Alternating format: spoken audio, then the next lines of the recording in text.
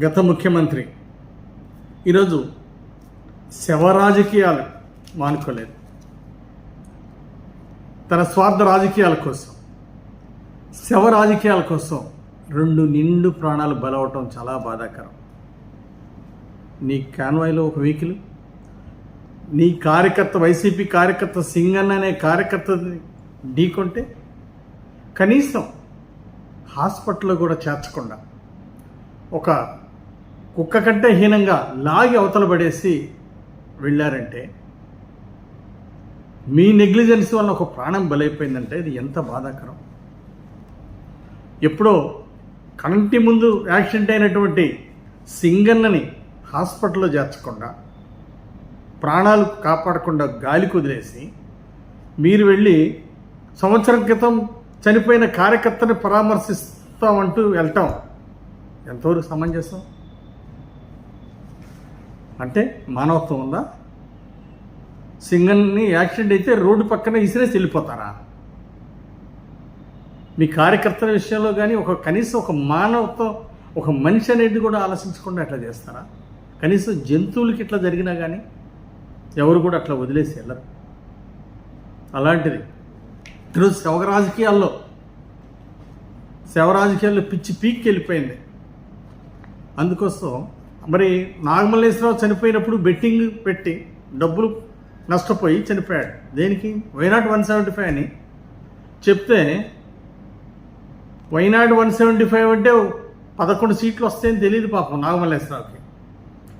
నిన్ను చూసి, నీ మాటలు చూసి మోసపోయి బెట్టింగులు పెట్టి నష్టపోయాడు నాగమల్లేశ్వరరావు. మరి ఆ రోజు ఆయన చనిపోయినప్పుడు మీరు ఆపద్ధర్మ ముఖ్యమంత్రిగా ఉన్నారు. ఆ రోజు ఎందుకు పోలేదు?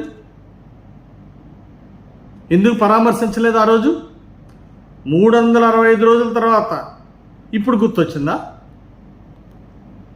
ఆ రోజు ఎందుకు ఆదుకోలేదు? గతంలో మీరు ముఖ్యమంత్రిగా ఉన్నప్పుడు అనేక మంది రైతులు ఆత్మహత్య చేసుకున్నారు. ఏ రోజన్నా పట్టించుకున్నారా? ఒక తాడేపల్లి ప్యాలెస్ వదిలేసి వచ్చి ఏ రోజన్నా పరామర్శించారా? ఎందుకు పరామర్శించలేదు? మీ పాలనలో అనేక మంది అనేక ఇన్సిడెంట్లో చనిపోయారు. ఏ రోజన్నా పరామర్శించారా? ఎందుకు పరామర్శించలేదు? ఈరోజు గుర్తుకొచ్చినాయా శవ రాజకీయాలు? ఎంత దుర్మార్గం! ప్రచారం పేరుతో నిండు ప్రాణాలు బలికొట్టడం చాలా బాధాకరం. అంబటి రాంబాబు పోలీసుల ముందు వీరంగం వేస్తాడా? ప్రజలన్నీ చూస్తున్నారు. ఇలాంటి వాటిని క్షమించరు. ఈరోజు ఒక పరామర్శకి వెళ్ళినట్టు లేదు, ఏదో దౌర్జన్యం చేసినట్టు, దందాలకు వెళ్ళినట్లు ఉందని ప్రజలు మాట్లాడుకుంటున్నారు. మీ దందాలకి నడవు. మీరు గుర్తుపెట్టుకోవాలి, మీ దందాలు, దౌర్జన్యాలు, రౌడీజం, గూండాయిజం అన్నీ చెల్లిపోయింది. ఈరోజు గంజాయి అమ్మినా, రౌడీజం చేసినా రాష్ట్రంలో జైలుకి వెళ్ళాల్సిందే. ఈరోజు అంటే ఆకస్మికంగా ఈయనకి కమ్మ సామాజిక వర్గం గుర్తొచ్చింది. ముసల కన్నీళ్లు గారుస్తూ ఉన్నాడు. ఆ రోజు డీజీపీ ఏపీ వెంకటేశ్వరరావుని మీరు వేధించినప్పుడు గుర్తు రాలేదా ఈ సామాజిక వర్గం? ఆ రోజు మీరు నిమ్మగడ్డ రమేష్ ఎన్నికల కమిషన్ మీరు వేధించినప్పుడు ఆ సామాజిక వర్గం గుర్తు రాలేదా? అమరావతిని కమ్మరావతి అని చెప్పేసి ఒక స్టాంప్ వేసి దుర్మార్గంగా అమరావతి మహిళల్ని వేధించినప్పుడు మీకు గుర్తు రాలేదా? గతంలో ఏ ముఖ్యమంత్రి లేదు ఒక పర్టికులర్ సామాజిక వర్గాల్ని టార్గెట్ చేసి వేధించటం గత ముఖ్యమంత్రి చేసినటువంటి దుర్మార్గం. గత చరిత్రలో ఏ ముఖ్యమంత్రి ఇంత దుర్మార్గంగా లేదని నేను గుర్తు చేస్తా ఉన్నా. కులాల మధ్య చిచ్చు, మతాల మధ్య చిచ్చు పెట్టింది ఎవరు? దానికి ప్రజలు ఏం గుణపాఠం చెప్పారు? ఇప్పటికైనా గుణపాఠం గుర్తు చేసుకోండి. కులాల మధ్య, మతాల మధ్య చిచ్చు మానుకోండి. ఈరోజు ఈ కాకమ్మ కబుర్లు ప్రజలు నమ్మరు. ఈరోజు మీరు చెప్పేటువంటి, మీరు కాచే మొసలు కన్నీరు ప్రజలు నమ్మరు. ఎన్నిసార్లు మోసపోతారు ప్రజలు? ఒక్క అవకాశం ఉంటే ఒక్క అవకాశం ఒకసారి మోసపోయారు, కానీ ఇంకోసారి మోసపోవడానికి ప్రజలు ఎప్పుడు సిద్ధంగా లేరు. మీ మొసలు కన్నీరు మీ మాయ మాటలు నమ్మే పరిస్థితిలో ప్రజలు లేరనే విషయాన్ని గుర్తుపెట్టుకోవాలి. ఇప్పటికైనా శవ రాజకీయాలు మానుకోండి, ఇలాంటి దుర్మార్గాలు ఆపండి, కులాల మధ్య చిచ్చు పెట్టడం ఆపండి.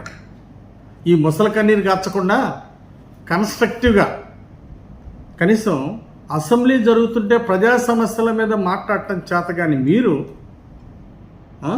ఎమ్మెల్యేలుగా ఉంది దేనికి? మిమ్మల్ని ఎమ్మెల్యేలు గెలిపించింది కనీసం ఎమ్మెల్యేగా గెలిచి జీతాలు తీసుకున్న దానికి కూడా మీరు న్యాయం చేయకుండా ప్రజా సమస్యలు అమరావతి అసెంబ్లీలో వేదిక మీద కూడా మాట్లాడినటువంటి మీరు ఈ ముసలి కన్నీరు ఎందుకు గారుస్తున్నారు? ప్రజా సమస్యలు పట్టించుకొని మీరు ముసలి కన్నీరు కార్చడం ఎంతవరకు సమంజసం? కాబట్టి ఈరోజు ఎప్పుడో సంవత్సరం క్రితం చనిపోయినటువంటి నాగమల్లేశ్వరరావుని పరామర్శ పేరుతో శవరాజకీయాలు చేయడం ఎంతవరకు సమంజసం? ఒకసారి ఆత్మపరిశీలన చేసుకోవాలి జగన్మోహన్ రెడ్డి. ఇలాంటి శవ రాజకీయాలు మారుకోకపోతే మళ్ళీ ప్రజలు ఇంకా గట్టిగా బుద్ధి చెప్తారు. ఈసారి సింగిల్ డిజిట్కే కూడా రాని పరిస్థితి ఉంటుంది భవిష్యత్తులో, అది గుర్తుపెట్టుకోవాలి.